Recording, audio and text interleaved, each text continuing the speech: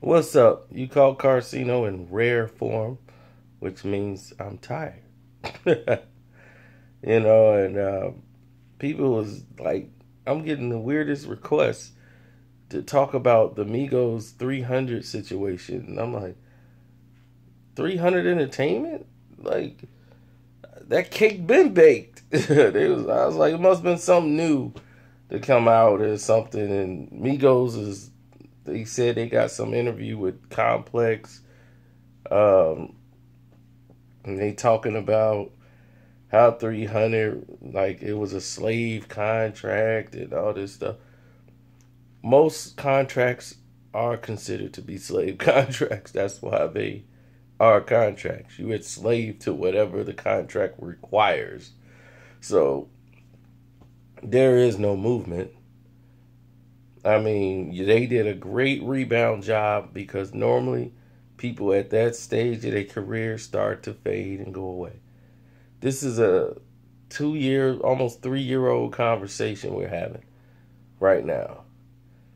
The album flopped on 300 and it didn't do what they, well, I won't say it flopped. It didn't do what they thought it was going to do. So they went back to the banjo. Remember that album? The mixtape, rather? And they like, we going back to the banjo. I mean, we going back independent.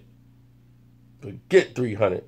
They ain't doing their job. Now, according to them, they just signed a distribution deal with 300. But even if you sign just a distribution deal, there's still requirements that's in your contract that you just can't walk away at any time and think you could do whatever you want to do. There's still obligations in the contract. So they don't read that verbiage and they go ahead and they release their songs and then they make a video for the dab and they try to put it out for streaming and it's blocked because 300 has to approve it. Yeah. The business. And people don't understand this business, man, and they get in it and think they could just do whatever they want whenever they feel like it. And that's why they have contracts. All those words in that contract mean something. That's why you got a series of lawyers that look over them. You don't have Uncle Johnny. You don't have Uncle Red look over the contract. Uncle Red, you worked in the office before? Yeah. Yeah, down at Ron's Staple Shop. Yeah, I was in the office.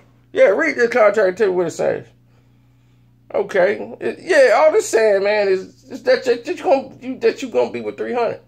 And it's like I said, y'all see 3 years? Yeah. Yeah, you got, yeah, it's your deal. Go ahead, check it out. You good. And that's what the problem is. A lot of the times, Uncle Red gonna have you agreeing to something that you probably don't want.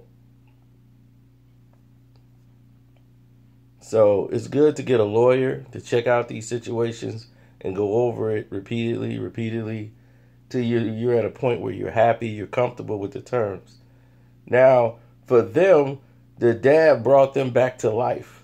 Offset was in jail at that time, if I'm not mistaken. Like I said, it's 3 years ago. I don't really keep up with a situation like that, but I believe Offset was in jail. So at that time, he was locked up, I believe, with my homie, Angel G.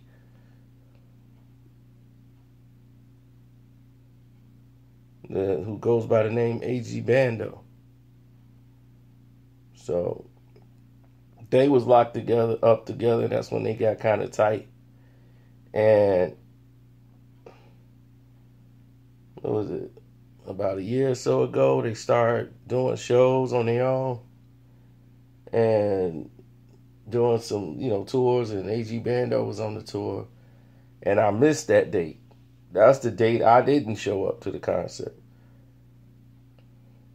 I actually missed that performance. The other performances I was there for, but the one with AG Bando, I missed that one. So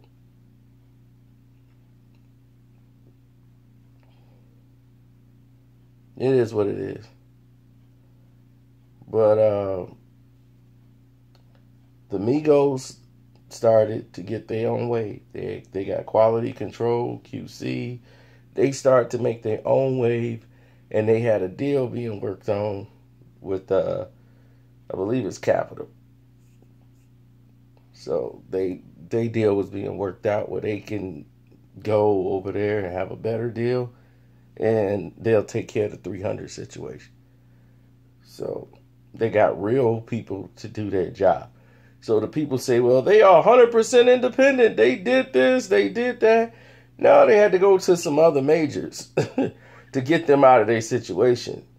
So believe me, if independent was the way, everybody would just stay independent when nobody get record deals. But you need money. You need some upfront money to maintain this lifestyle, to maintain all the pressings, all the stuff that you need to get done. You do need money. And without any mainstream distribution, and you just selling your stuff locally, you know, you might be seeing 100. Some people might be seeing 60,000. Some people might be seeing 30,000. Some people might be seeing 42,000. Now, for an average working person, that's a good year. But for a rap artist, that's struggling, because you got to live up and maintain a certain lifestyle. So how you going to make up a lifestyle making 60, 72,000 on for mixtape? And then you think, okay, I made that off one. Let me push out two. Let me push out three. And see, the same people that bought that one going to buy this one.